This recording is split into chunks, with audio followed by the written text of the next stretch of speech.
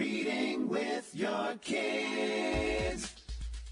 Hola, ni hao, konnichiwa, assalamu alaikum, shalom, mahaba, ciao, bonjour, namaste, jumbo. Bienvenidos. Hey, my name is Jed Lee, and I am delighted to welcome you to Reading with Your Kids. We're coming to you from the beautiful neighborhood of Reedville, located in the southwest corner of Boston, Massachusetts. We're so very honored and absolutely delighted that you join us in our mission to help all families grow closer through reading. We do that by sharing fun, thoughtful, and thought-provoking conversations with fascinating people who just happen to be writing books for kids of all ages. You can join us in our mission by telling all of your family and friends about the show, your kids' teachers, their counselors, their principal, their school librarian, their youth minister, and let them know that they can hear us on the WREB AM/FM 24/7 radio network, and they can find us on the iHeartRadio app, on Spotify, Apple Podcasts, Amazon Music, Good Pods, Audible, Podcast Addict, CastBox, Player FM, Boom Play, Ghana, wherever you find your favorite shows. We have a wonderful show lined up for you today. First up, rejoining us from the United Kingdom, Sue Atkins will be here to talk about navigating the digital jungle. She has created a series of scripts to help parents start meaningful conversations about staying safe online. I'll be joined by my amazing intern, Ruiling Tang, in that interview. And later in the show, Ruth Mailee will be returning to celebrate the power of respect. Forever Friends, it is our latest Reading with Your Kids Certified Great Read. Hey, my friends, we are really excited. Reading with Your Kids podcast is returning to the Chicago Toy and Game Fair, November 9th and 10th at the Stevens Convention Center in Rosemont, Illinois. Let your imagination come to life at the Chicago Toy and Game Fair, the ultimate family play experience. Dive into hands-on fun with the hottest new toys and games, meet the inventors behind your favorite products, and even get a sneak peek at what will top holiday wish lists this year. From interactive play zones to exciting competitions and exclusive giveaways, there's something for every member of the family at the Chicago Toy and Game Fair. And don't miss the Young Inventor Challenge, where kids showcase their creativity and innovation. Who knows? You just might meet the next big inventor. Join us at the Donald E. Stevens Convention Center in Rosemont, Illinois, November 9th and 10th. Whether you're a game enthusiast or just looking for a fun weekend with the family, the Chicago Toy and Game Fair has it all. And like I said, the Reading with Your Kids podcast will be there, and you may have a chance to be heard on the show. Get your tickets today and bring the magic of play to life. Visit shytag.com for details, and be sure to use the discount code READ, R-E-A-D, at checkout to save on tickets. Hey, parents and educators, are you looking for a fun way to help kids understand their feelings? Check out Felipe the Feeling Frog from the Caring Critter series, written by Zeba McGibbon. In this engaging book, Felipe explores his neighborhood and learns that there are no bad feelings, just easy and hard ones that need the right strategies for self-regulation.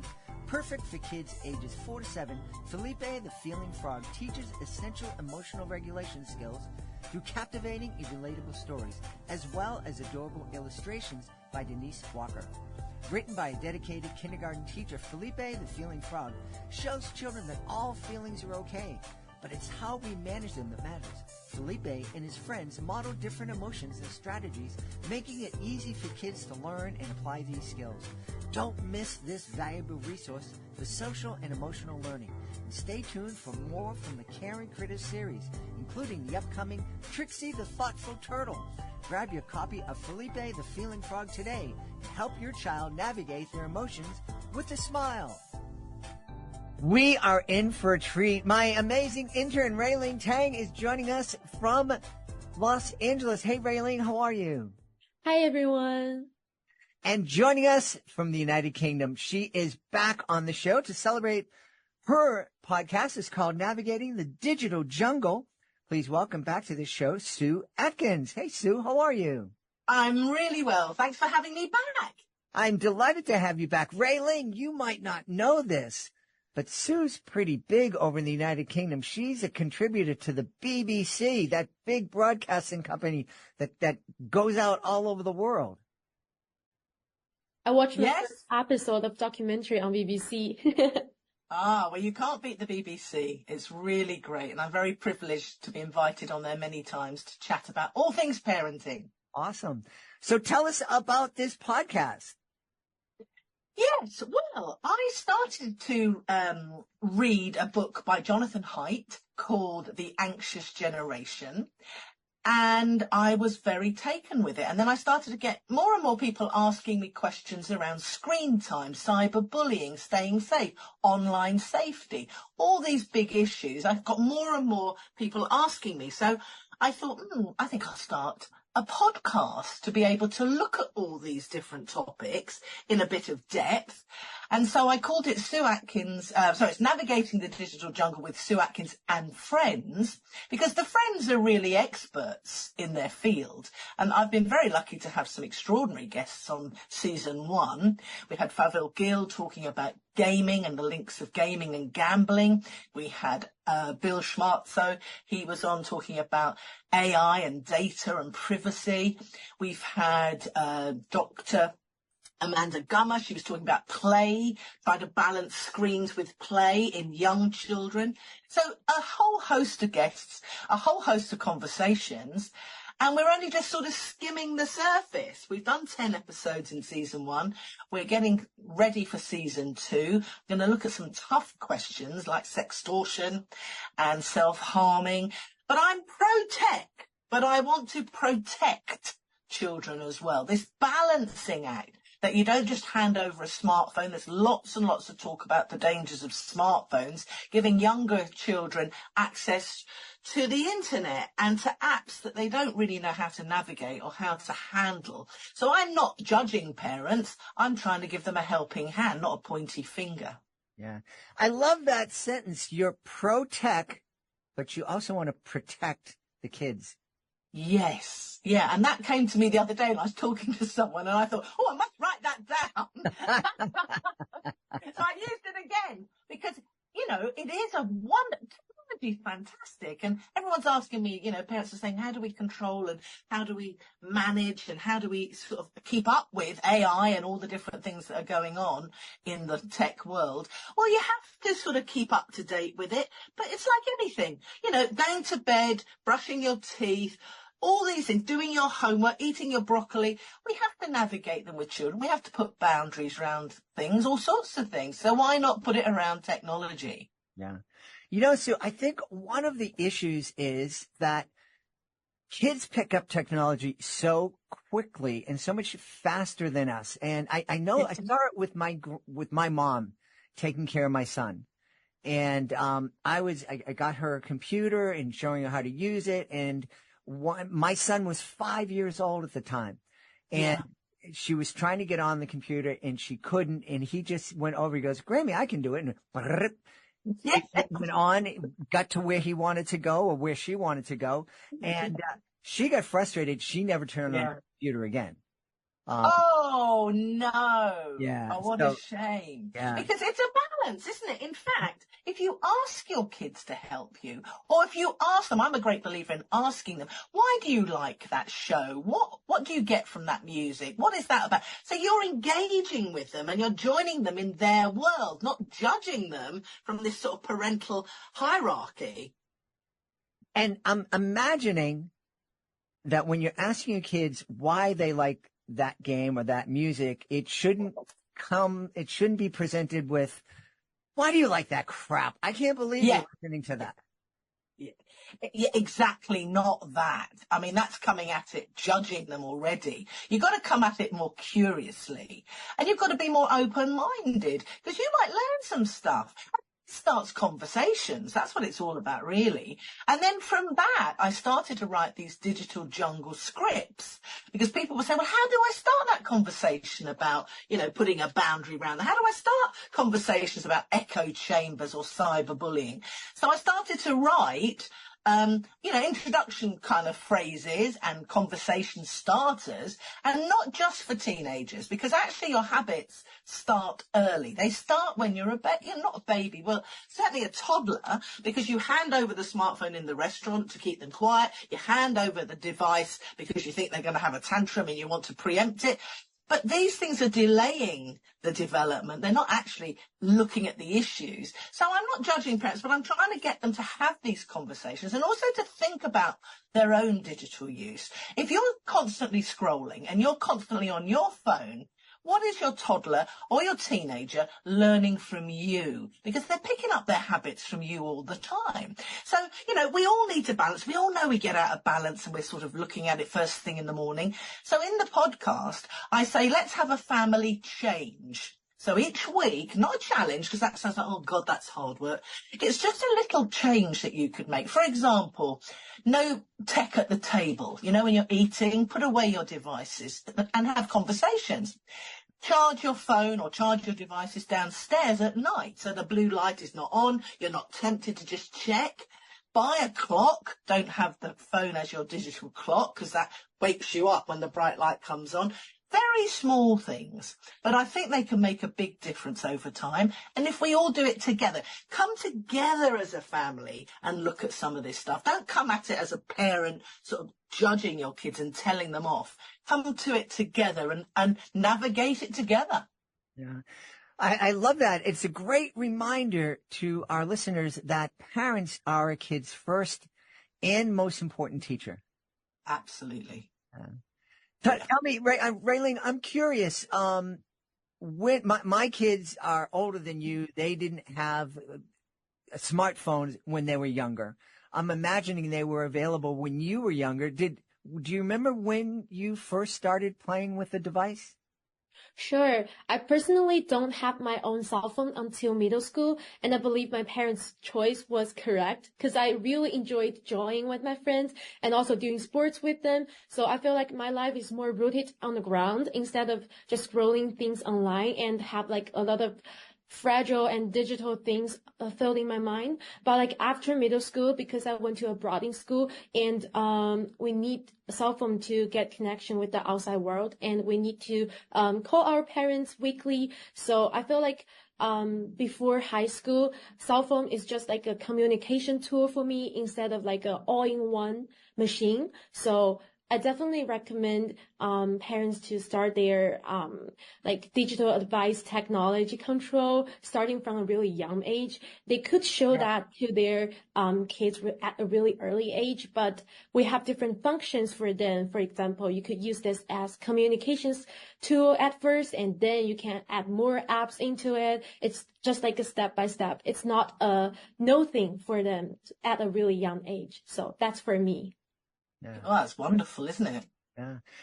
So that it sounds like such a crazy idea, using a phone to communicate with people. Because the irony of it connects us to the world, but it doesn't really connect us to our friend downstairs or our family downstairs or our friend across the road. They've become so much part, almost like your extension to your arm, aren't they? And that's why we have to think about it more mindfully. I mean, some parents say, oh, I don't know, I don't want to cause a row, and they start whining and they want technology, they want a smartphone when they, start in England, they start what we call secondary school at around about 11 years old. And I'm trying to help people think about delaying that, because I know it's a milestone, but make it more of a big deal to have a smartphone. Prepare your children with good conversations about the dangers, because let's face it, no sooner are you on it than you're off down a very slippery path sometimes, unintentionally too.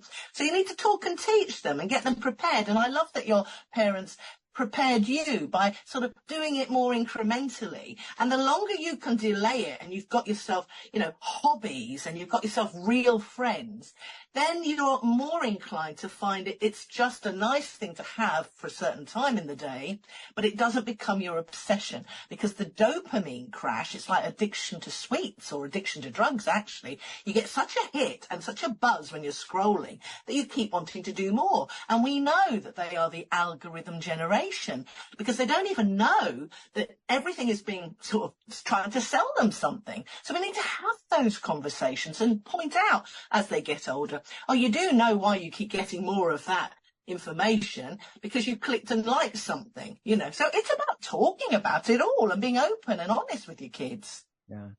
I mean, you just mentioned a few things that I'm vaguely aware of. You mentioned the connection between gaming and gambling.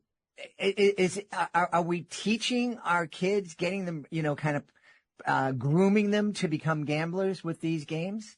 Well, we can be. And again, because we didn't grow up with them, you know, certainly my age, maybe yours, or even, you know, parents slightly younger than us, didn't grow up with it. And you don't realize that they're encouraging to buy something. And then you hear of kids, you know, opening up accounts and doing stuff with their mum's credit card. You know, it gets in the news here sometimes. That's not everybody's thing. But it's designed to kind of keep you addicted and keep you on it and keep you kind of purchasing bits and pieces on the games. So there is a correlation. If people are interested in that, that is episode, I think, 8 or 9 in my Navigating the Digital Jungle, where we talk to an expert in that. So they give us good advice around how to notice the signs and what to look out for. Gaming is part of people's hobbies, and that's fine. But if you notice that there's something creeping in a bit more, it becomes a little bit more dangerous. And I always think if parents are informed, they can have proper kind of conversations with kids that will help them, you know, and talk to them about it and how they're feeling and how they feel when they come off. It's all about communication, because ironically, as you said, we're connected 24/7, but we're not really talking, or certainly we're not listening. Mm-hmm. Yeah, yeah.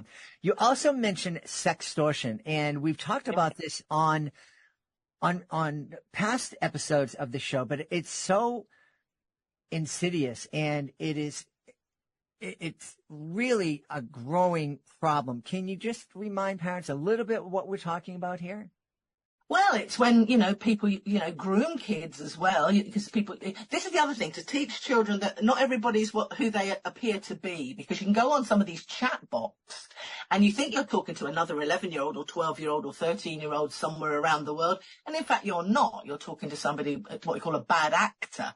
But with sextortion, then they sort of get you chatting, and it could be maybe you're a romantic, you know, kind of thing. And the next thing is they're asking you to send pictures of things that you shouldn't be sending, you know, inappropriate pictures. And then they'll put those and say, unless you give us some money, we're going to plaster them all over your school website, you know, Facebook, etc. So it's bribery for something where you've made a mistake. And we've seen here in the UK even examples of adults and very well-known famous newsreaders getting caught up in some very dodgy kind of behaviour and getting sucked into it. So that's why we've got to talk and teach children about being careful what they post and being careful of who are those people really. And I don't want children to grow up not trusting the world, not trusting adults, but we have to learn to discern. So critical thinking, to me, is one of the most important skills we can try and teach this generation of kids.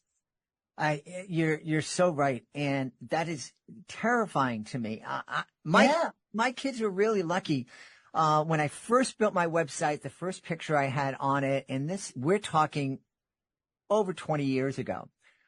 It was me in my costume and my 2 kids. And I think my daughter was 2 and my son was maybe 5. And it was a real cute picture, and it was on that splash landing page for years. And when the kids got older, they go, you know, Pop, we're not babies anymore. We're in, you know, middle school, and can you change the picture? And I said, I don't know how to do that, and I don't want to pay someone $100. So then I learned how to build my own website, and so that original website is gone. I had no access to it. I built it over from scratch. I didn't even have the picture. Then a few years later, I was scrolling and you know, Googling my name to see what people are talking about. Yeah. On there, and this picture popped up. And I brought the kids down and I said, look, I can't find that. That's gone. But that picture is still floating out there on the internet.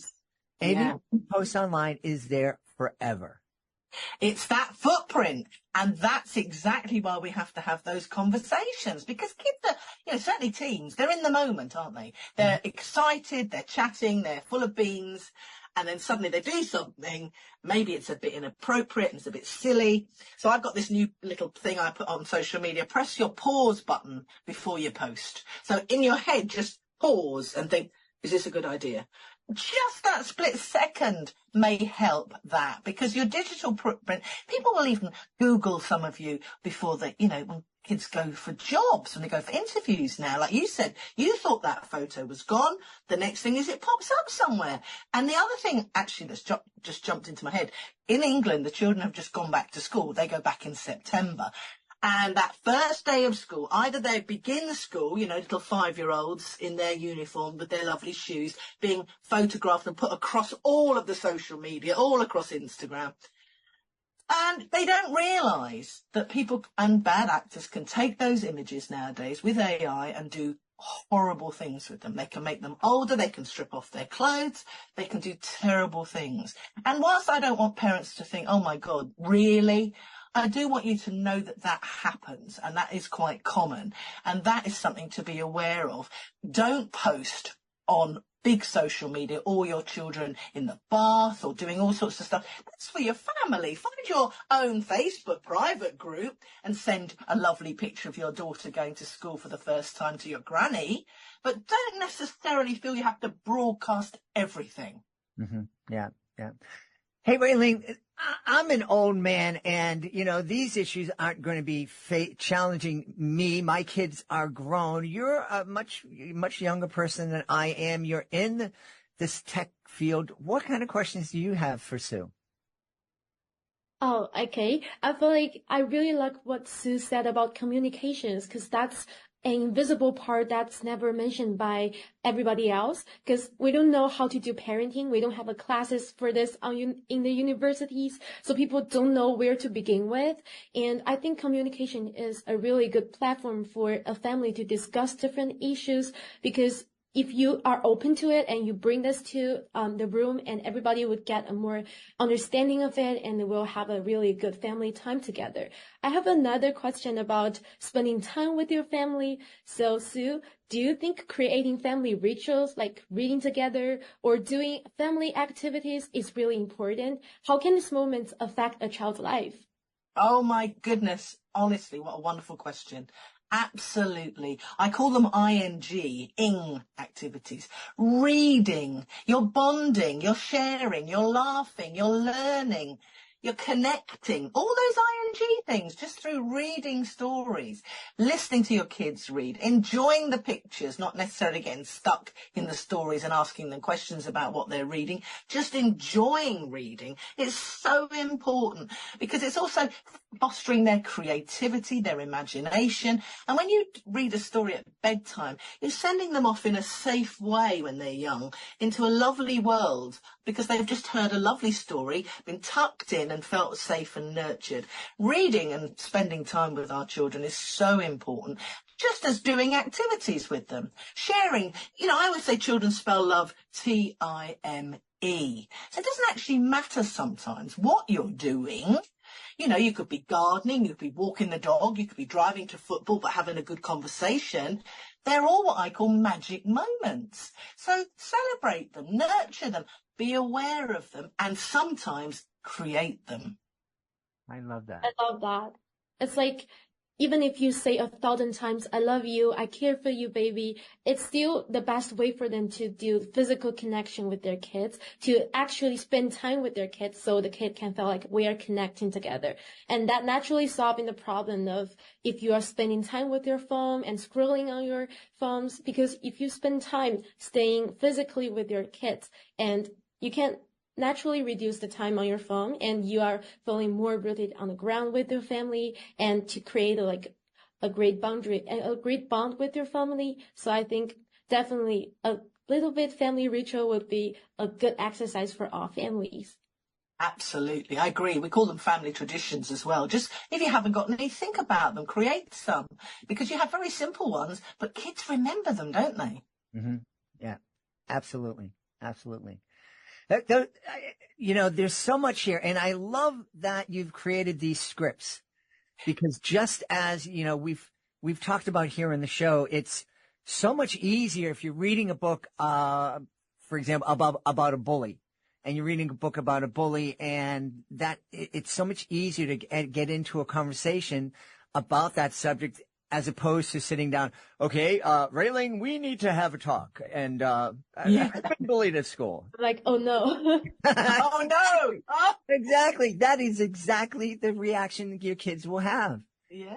So to have these scripts where it's like, hey, it's just like a starter for a soup. Yeah, it is absolutely that. And there's loads of them on my blog.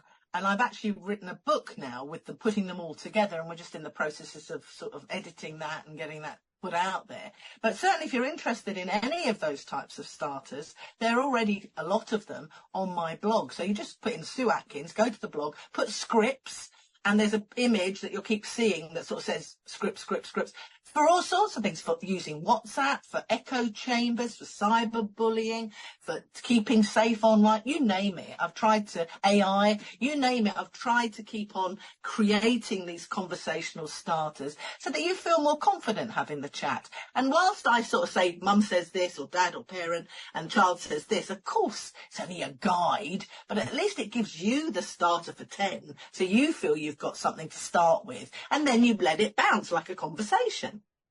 Yeah. So important. I love that. So remind everybody your website.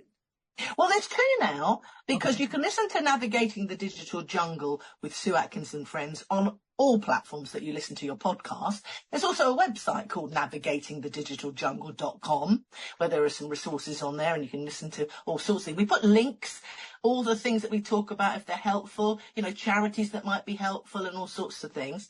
And then, of course, there's thesueatkins.com, which is my actual website, the one and only Sue Atkins one, because there's a lady sitting on a yacht called Sue Atkins, and it's not me. So it's thesueatkins.com. And that's all things parenting. I mean, from toddler babies to teenagers, you name it, I try and cover it to help you and support you. Well, we want everybody to check out thesueatkins.com. So someday she'll have her own yacht to be sitting on and communicating to us from. I look forward to that day, I can tell you. But listen, Jed, thank you so much for having me on. It's so lovely to meet you too, to chat, to share, to celebrate. And we're on the same wavelength around all of these things. We're just trying to help people navigate the digital jungle, aren't we, really? Yes, we are. And I so appreciate you coming on. And will you come back on sometime in the future? Oh, I love coming on talking to you. And it's just so lovely to meet you, Ruiling, as well, because we're all in it. We're all part of the jigsaw, and encouraging children to read, to listen, to share, to, do all the things. Have a full life that's just full of all sorts of things, not just a passive one online. Wonderful. Absolutely. As a young adult, I'm still figuring out the relationship between my family and myself. So it's not just a digital jungle for like really young adult, or for really young adult parents, or just for like really young kids. I think it's a really educational program for everyone, because you always have a really long lifespan with your family, and it's really sweet for you to treat them according to different time, different stages. So definitely I will check the program. Thank you so much. We've had a great time speaking to the host of Navigating the Digital Jungle. Our guest has been Sue Atkins. Sue, thank you so very, very much. Thank you. Real pleasure. Real pleasure. Thank you for having me. Are you looking for a creative way to bond with your kids? Let me tell you all about Drawing with Your Kids, the ultimate destination for artistic adventures. Join us as we dive into the wonderful world of children's books with renowned illustrators guiding you step by step. From beloved characters to whimsical scenes, unleash your imagination and create cherished memories together. Whether you're a seasoned artist or just picking up a pencil, there's something for everyone at Drawing with Your Kids. please visit our website, readingwithyourkids.com, and click on the Drawing with Your Kids link at the top of the page and let the creativity flow. Drawing with Your Kids, where every stroke brings stories to life. Hey, are you ready to ignite a passion for reading in your students? Introducing bookandauthor.com, your gateway to literacy connections. With bookandauthor.com, connecting your school with talented authors of captivating kids' books has never been easier. Simply visit our user-friendly website and explore our extensive database of authors. Filter your search based on budget, genre, and availability.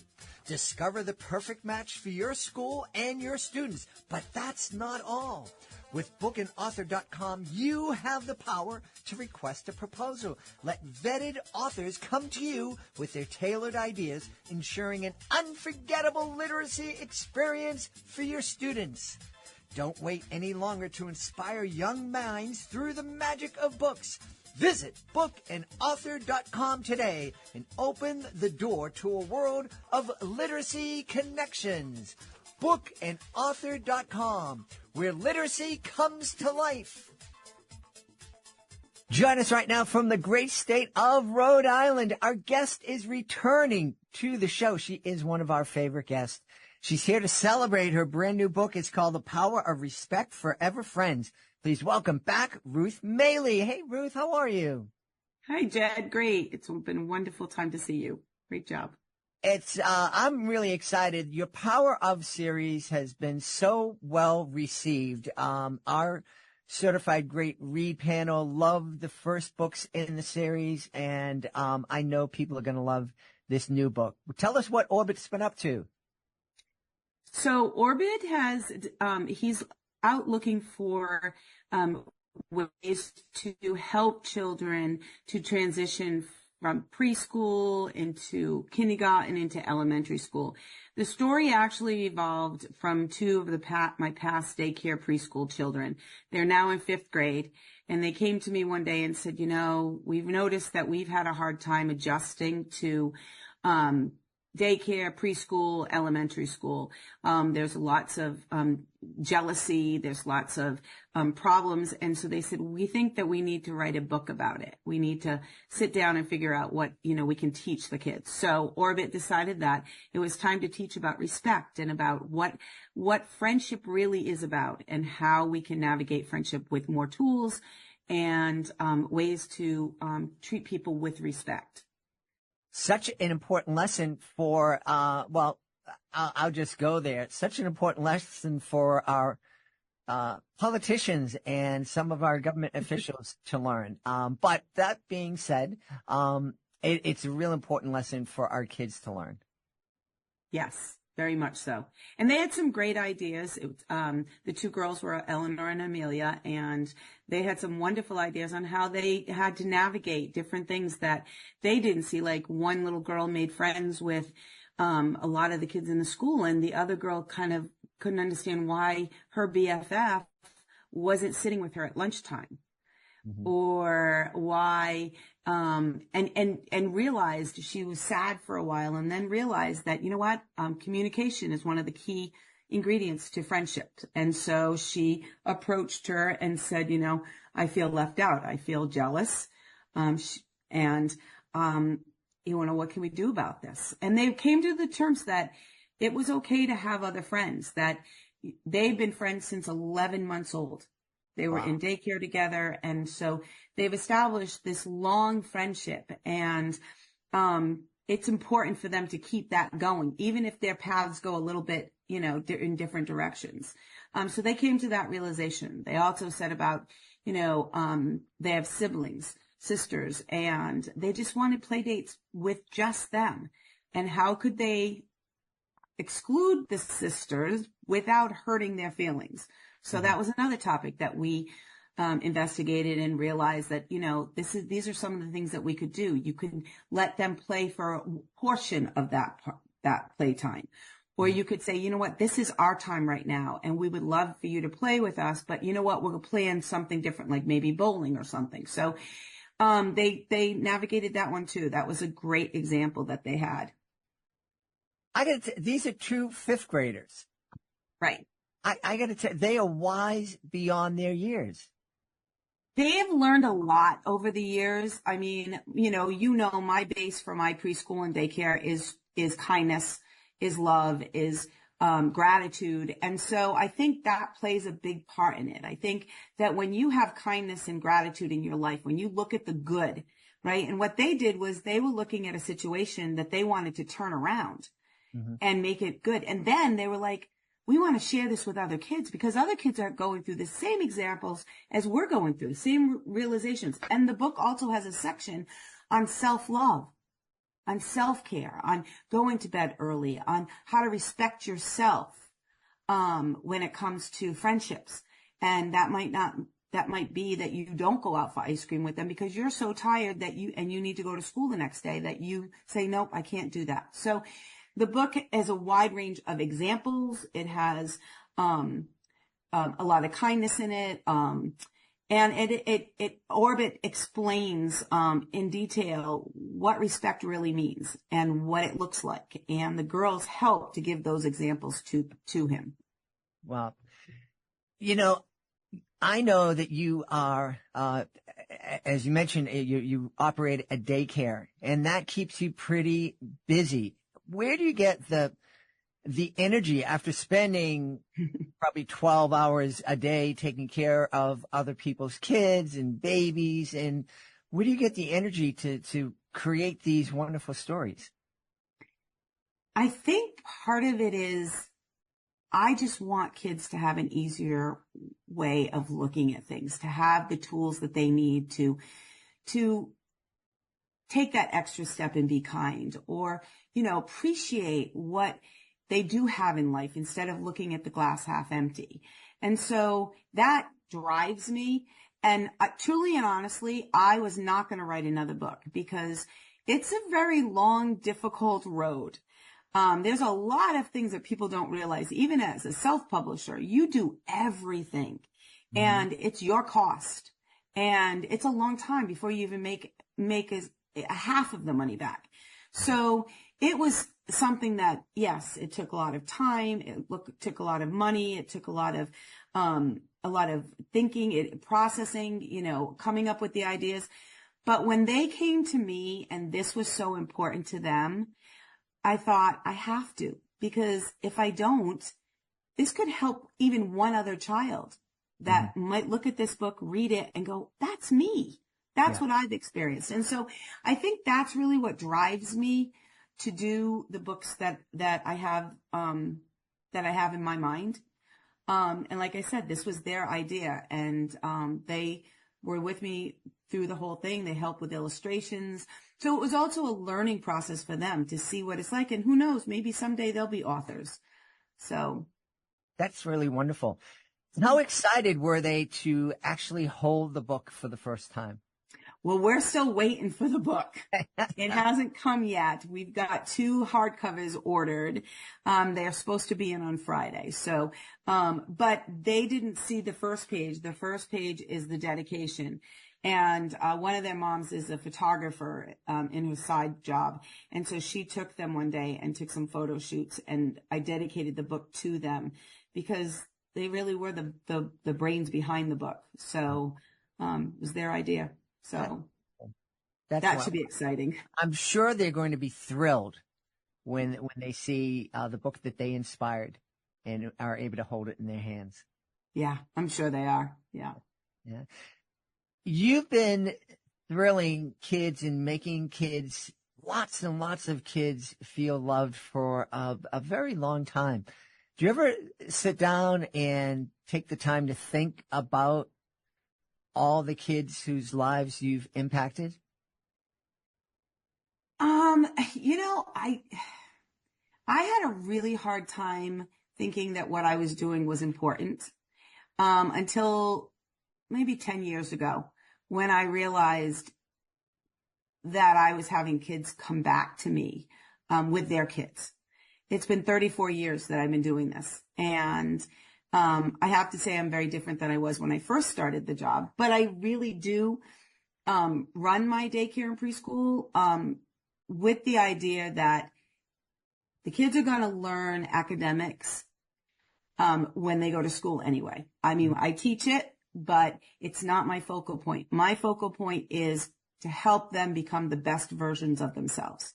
Yeah. And that's where the kindness and the gratitude and the positivity and the empathy and identifying your feelings will help them, and all now with respect. And that's what all these topics are. All of these books are character traits that I believe are super important for kids in this world that we live in. Yeah.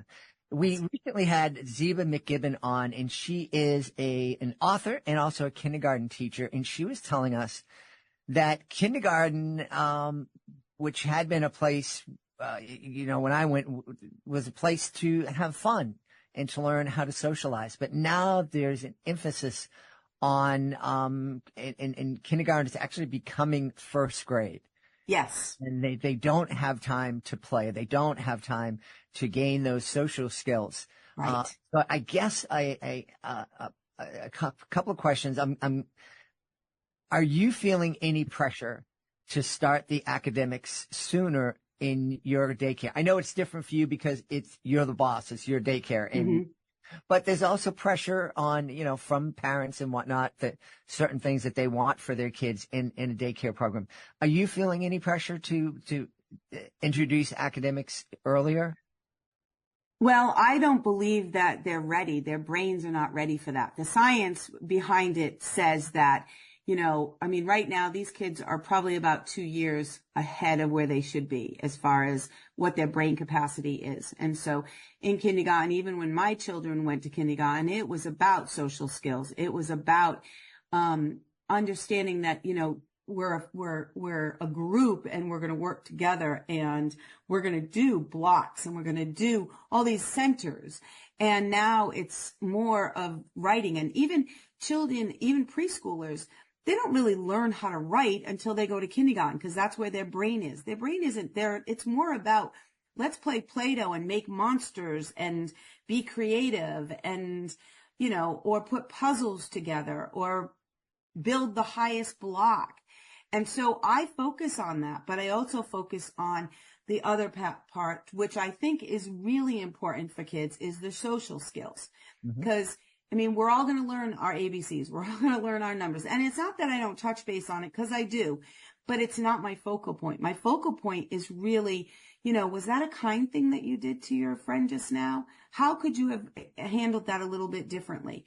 And if you give these pieces of knowledge to these children and you actually live it, then they will pick up on it.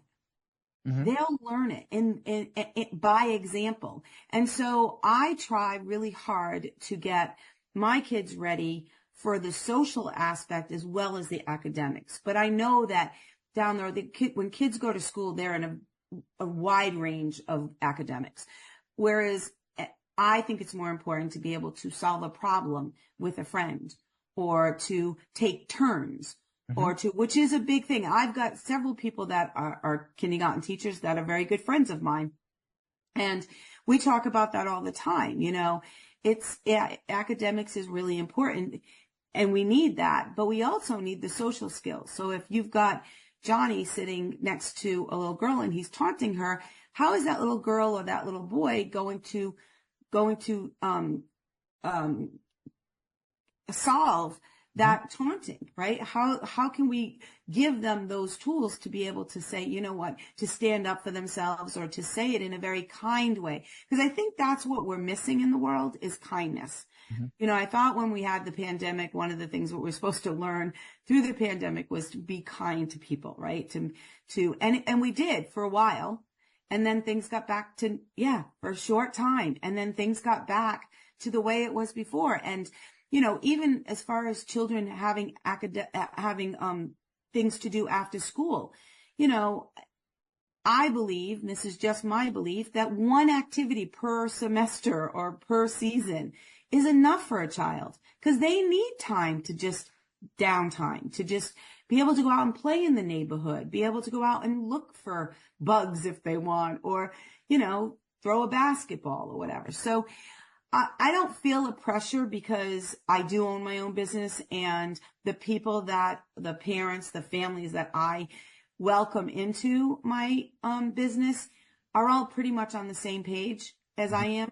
They believe that kindness and gratitude and positivity is really good pieces to a child's life, that they have to learn those things.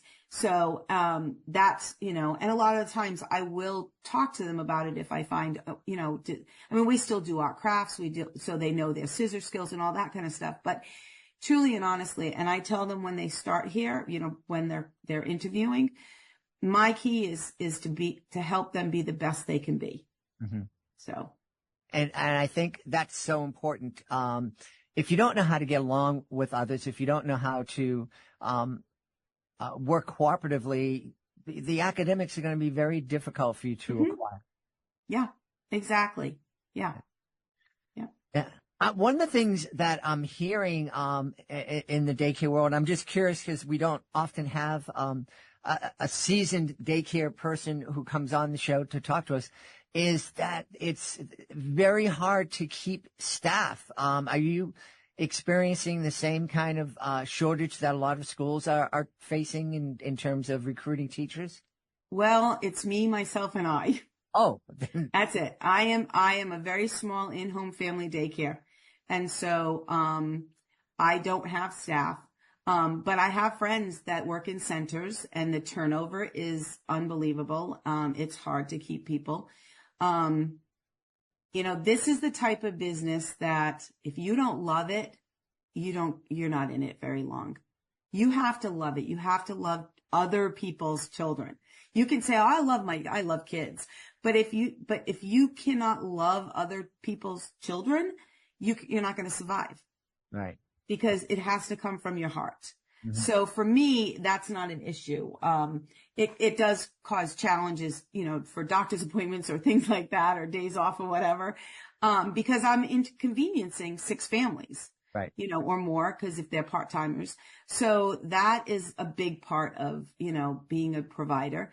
But again, I get so much joy seeing them accomplish things and being kind to one another. Like, I can catch them doing things, and I'm like, oh yeah, they get it, and so that's what keeps me going too. So. Yeah. Really cool. I'm curious. Do the kids in your center now, when you read them the Power of series, do they realize that you are the author of those books? They do, because we did a whole thing. I think it was when it was like Dr. Seuss Day, about authors and then about illustrators. And so some of them knew because they were part of the book, the first book, The Power of Positivity. And then others became part of the kindness book and the gratitude book, because the gratitude book, I had researched over 100 children to get those words of gratitude, and because it's an ABC book.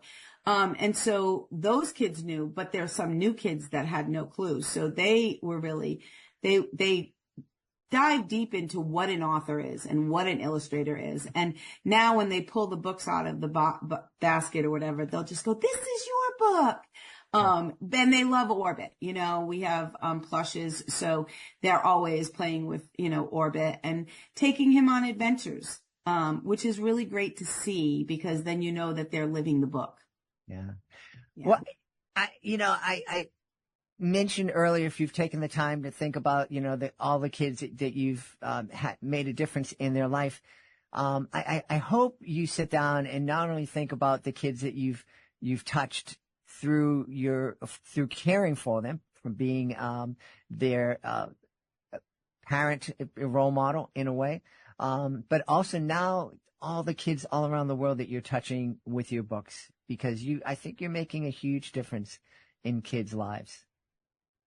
I hope so. I hope every day. I pray to God that what I'm doing is the right thing, and that even if it touches 1 or 2 lives, it's worth it.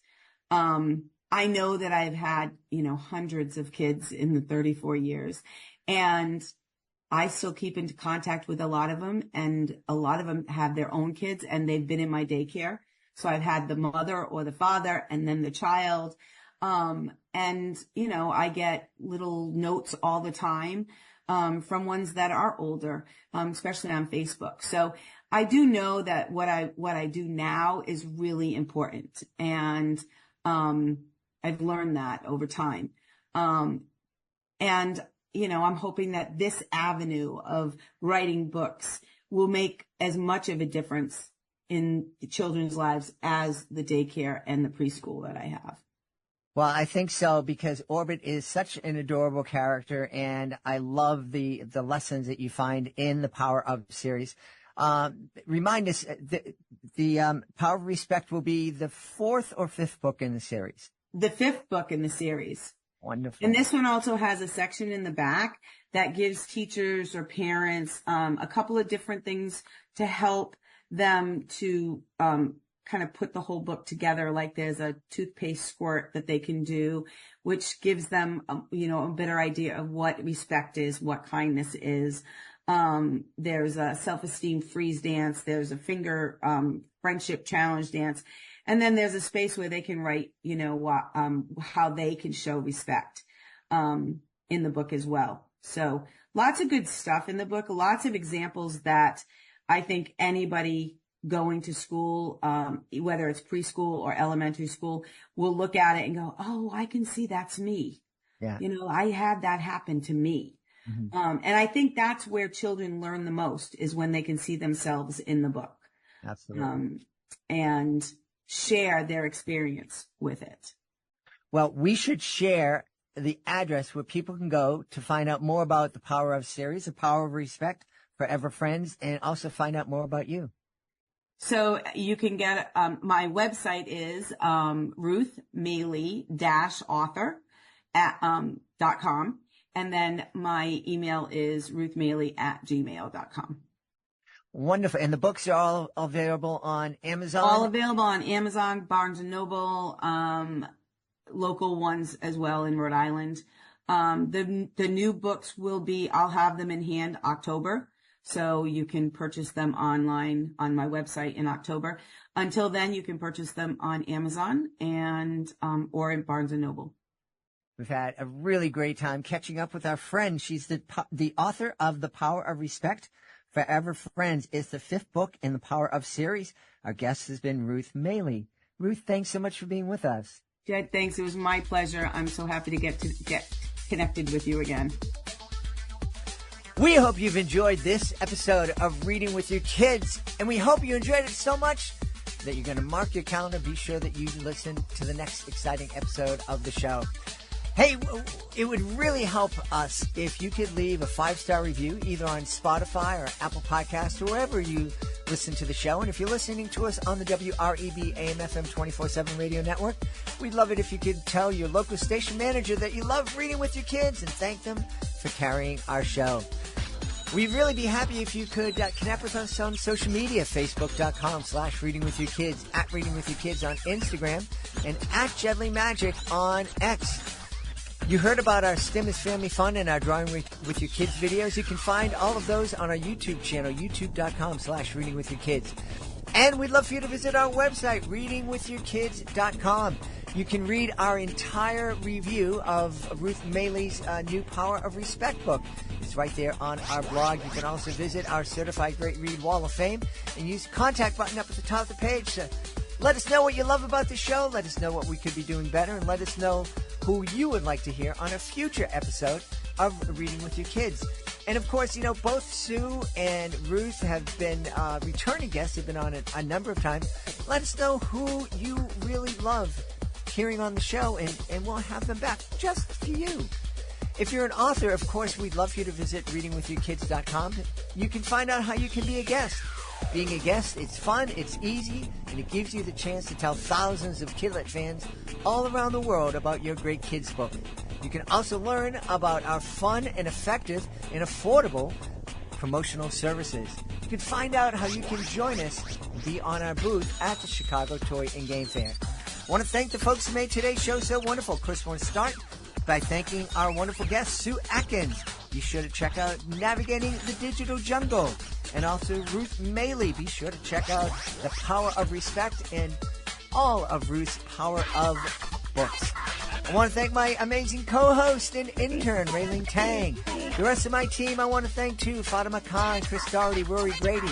I want to thank my beautiful wife for all the support she shows me, but most of all, we all want to join together to thank you. Thank you so much for taking the time to join us today, and as always, thank you so very much for taking the time to make the world a better place. And you do that every time you read with your kids. I'll be looking for you on the next episode of Reading with Your Kids.